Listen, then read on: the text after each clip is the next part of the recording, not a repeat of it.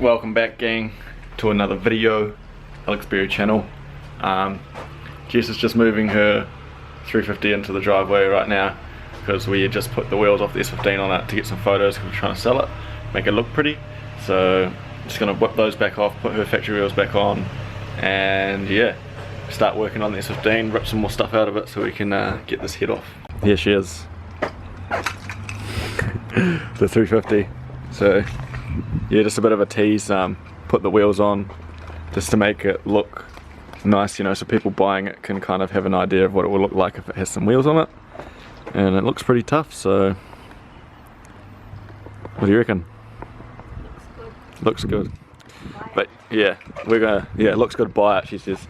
But anyway, I'm gonna pull those off quickly, and then Jess is gonna kindly film some stuff for me today, so that way I'm not trying to film stuff by myself, which will be a lot easier. So yeah, I'll quickly pull these wheels off and then we'll do some stuff over here.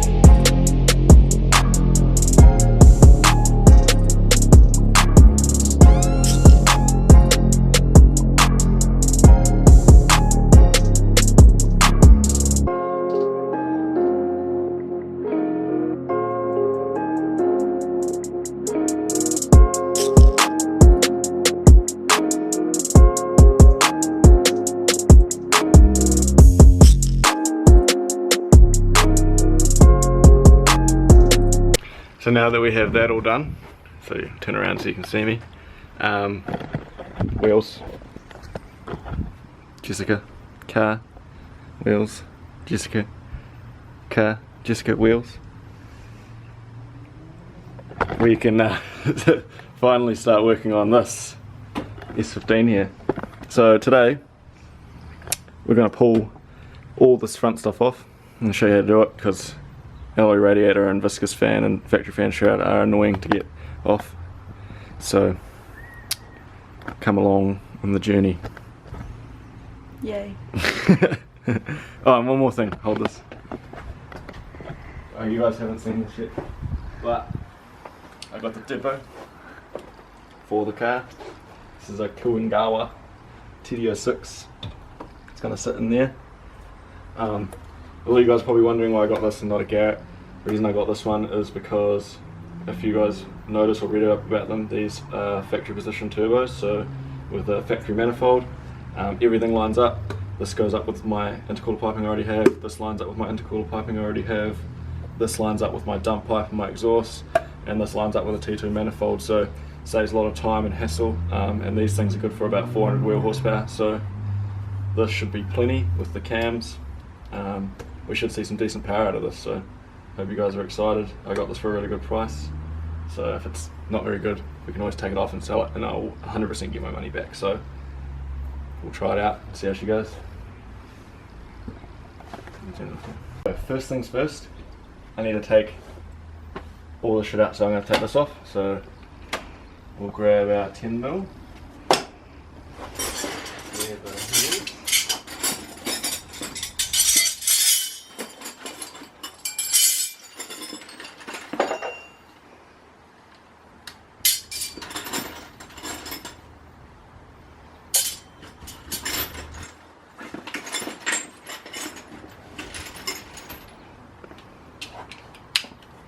With our 10mm. I lied, it's 8mm.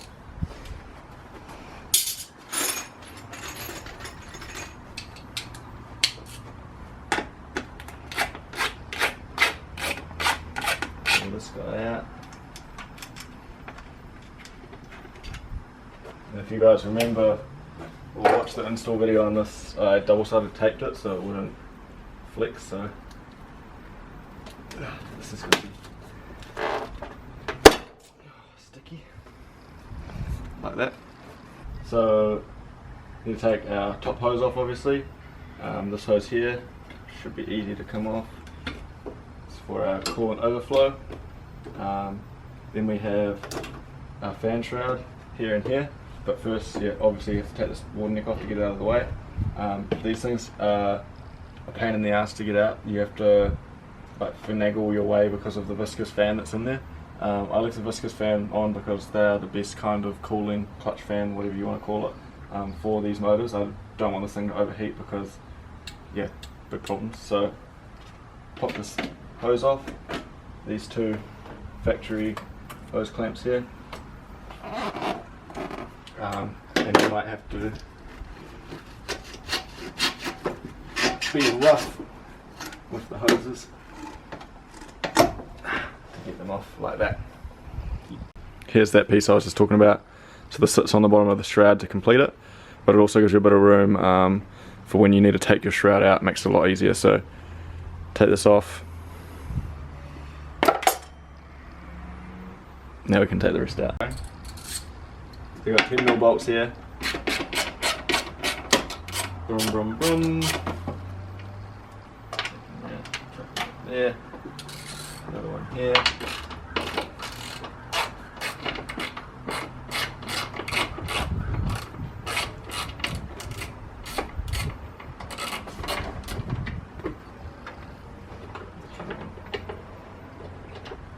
Like that.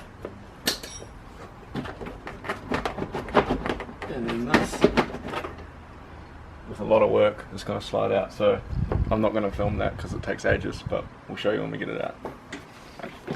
I'm going to cheat the system a little bit because I just realised that I actually need to take the viscous fan off anyway. You guys can't see me, but I need to take the viscous fan off anyway, so I ended up just undoing it. It's just 4 10mm bolts, and then I'm going to undo my radiator, do my bottom hose, and just lift everything out as one because it needs to come off anyway because we're doing the head gasket. So yeah, these bolts here, 10, 10, and then the bottom hose, we'll get under there, it's just like the same as the top one. Pull that off, and then hopefully this whole thing should just lift out with the viscous fan still in here. As you can see, it's all undid now, so let's pull it all out. So I'm just going to chuck you guys in the good old-fashioned time-lapse spot up on the bonnet there, and you guys can watch me struggle trying to get this thing out because I don't know how long it's going to take. So I'm not going to make Jess stand here and hold the camera for 20 minutes while I try to get this thing out. So my wiring harness is in the way here, so I'm just going to undo this and undo that, move it out of the way.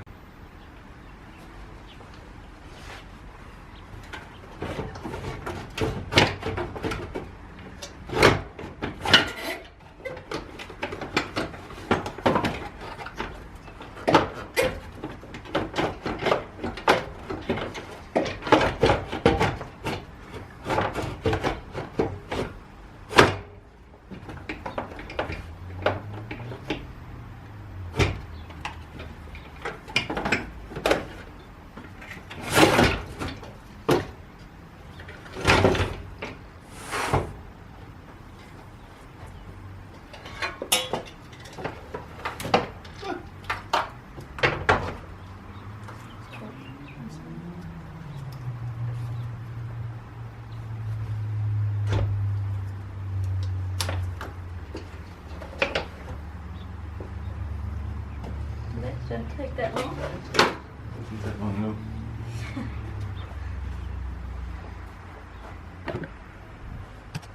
So I lied, and that took about like 30 seconds. I thought it was going to take like 30 minutes.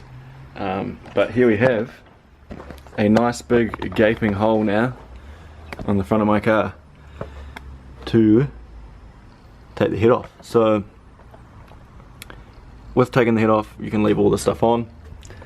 You need to time up your timing marks. I will show you those when we do this anyway.